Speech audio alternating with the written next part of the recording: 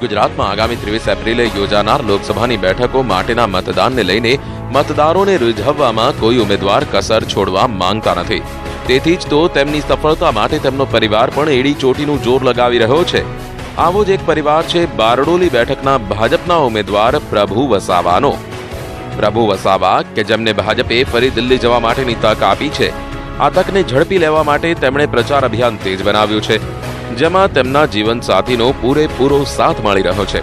આ રિપોર્ટ દ્વારા જણાવીએ કે તેમના અર્ધાંગિનીનું તેમની રાજકીય સફળતા પાછળ કેટલું યોગદાન છે। કહેવાય છે કે એક સફળ પુરુષ પાછળ એક નારીનું મોટું યોગદાન હોય છે। આ કહેવતને સાર્થક કરતો કિસ્સો બારડોલી લોકસભા બેઠક પરથી ભાજપના ઉમેદવાર પ્રભુ વસાવાના ઘરે જોવા મળ્યો। 2007માં કોંગ્રેસના ધારાસભ્ય અને ત્યારબાદ ભાજપમાં ભળી ગયેલા પ્રભુ વસાવા હાલ ચૂંટણી પ્રચારમાં વ્યસ્ત છે।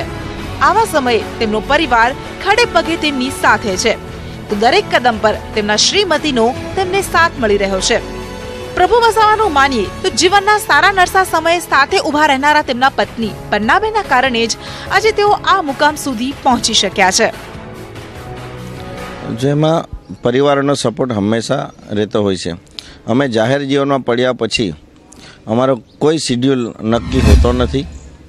ઘરે ક્યારે આવીએ, અઠવાડિયામાં ઘરે કેટલા ટાઈમ પરિવાર સાથે જમવાનું મળે ને અઠવાડિયામાં કેટલા દિવસ ઘરે રોકાવાનું થાય પરિવાર સાથે।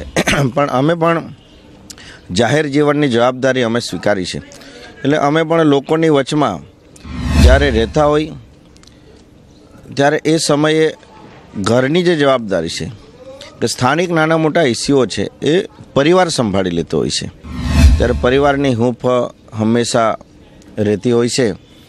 એટલે એ રીતે હંમેશા પરસ્પર સહકાર તો હોય જ છે।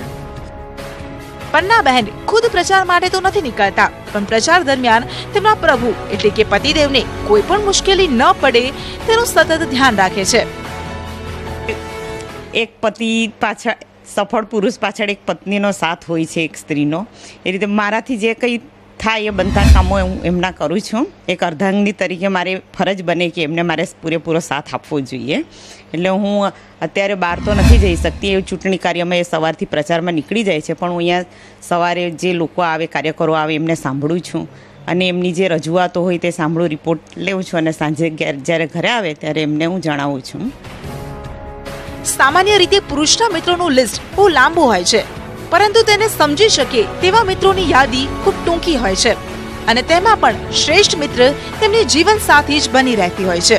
અને આ વાત પ્રભુ વસાવાના કિસ્સામાં યથાર્થ સાબિત થઈ રહી છે। કેતન પટેલ, ન્યૂઝ 18 ગુજરાતી, બારડોલી।